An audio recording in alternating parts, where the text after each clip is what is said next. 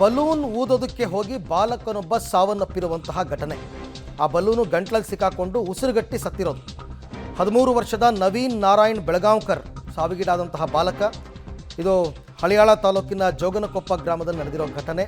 ಉತ್ತರ ಕನ್ನಡ ಜೋಗನಕೊಪ್ಪ ಗ್ರಾಮದ ಸರ್ಕಾರಿ ಪ್ರಾಥಮಿಕ ಶಾಲೆಯಲ್ಲಿ 7ನೇ ತರಗತಿ ವ್ಯಾಸಂಗ ಮಾಡ್ತಾ ಇದ್ದ ಈ ಬಾಲಕ ಮನೆಯಲ್ಲಿ ಆಟ ಆಡಬೇಕಾದ್ರೆ ಬಲೂನ್ ಊದುವಾಗ ಬಾಯಿ ಒಳಗಡೆ ಬಲೂನ್ ಹೋಗ್ಬಿಟ್ಟು ಸ್ಟ್ರಕ್ ಆಗಿಬಿಟ್ಟಿದೆ ಗಂಟ್ಲತ್ರ.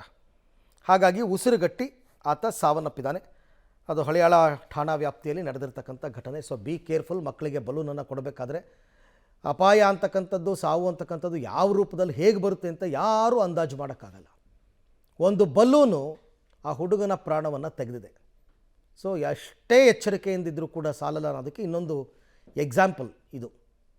Be careful. ಮನೆಯಲ್ಲಿ ಮಕ್ಕಳಿಗೆ ಬಲೂನ್ ಕೊಡೋದು, ಅವ್ರು ಆಟ ಆಡೋದಕ್ಕೆಲ್ಲ ಬಿಡೋದು, ಎಚ್ಚರಿಕೆ ತಗೊಳ್ಳದೇ ಇರೋದು, ಇದೆಲ್ಲವೂ ಕೂಡ ಆಗಬಾರ್ದು. ಇನ್ನು ಮನೆಯಲ್ಲಿದ್ದ ಸಿಲಿಂಡರ್ ಒಂದು ಸ್ಫೋಟಗೊಂಡು 3 ಸ್ಥಿತಿ ಗಂಭೀರವಾಗಿರ್ತಕ್ಕಂಥ ಘಟನೆ ಆನೇಕಲ್ನ ಕಾಚನಾಯಕನಹಳ್ಳಿಯಲ್ಲಿ ನಡೆದಿದೆ.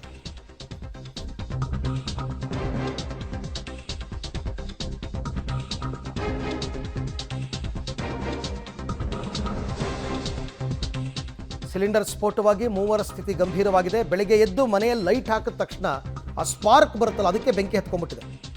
ಸ್ಫೋಟದ ತೀವ್ರತೆಗೆ ಮನೆಯ ಕಿಟಕಿ ಬಾಗಿಲುಗಳೆಲ್ಲ ಪೀಸ್ ಆಗಿದೆ. 50%, 50ಕ್ಕಿಂತ ಹೆಚ್ಚು ಸುಟ್ಟ ಗಾಯಗಳಿಂದ 3 ನರಳಾಡ್ತಾ ಇದ್ದಾರೆ. ಅಸ್ಸಾಂ ಮೂಲದ ಬಿದನ್, ದಯಾಳ್ ಶಾಂತಿ ಮತ್ತು ಗುಲಾಬ್ ಕರ್ಮಾಕರ್ ಗಾಯವಾಗಿದೆ. ರಾತ್ರಿ ಸಿಲಿಂಡರನ್ನು ಆನ್ ಮಾಡಿ ಮರೆತು ಮಲಗಿದ್ರಂತೆ ಕಾರ್ಮಿಕರು. ಏನು ಅಷ್ಟು ಸ್ಮೆಲ್ ಬರುತ್ತಪ್ಪ, ಅದು ಇವರಿಗೆ ಗೊತ್ತೇ ಆಗಿಲ್ವಾ ಅಂತ. ನಾರಾಯಣ ಹೆಲ್ತ್ ಆಸ್ಪತ್ರೆಯಲ್ಲಿ ಈಗ ಗಾಯಾಳುಗಳಿಗೆ ಚಿಕಿತ್ಸೆ ಕೊಡ್ತಾ ಇದ್ದಾರೆ. ರಾತ್ರಿ ಅವರು ಸಿಲಿಂಡರ್ ಆಫ್ ಮಾಡೋದು ಮರೆತು ಮಲಗಿರೋದ್ರಿಂದ ಆಗಿರುವಂತಹ ದುರಂತ.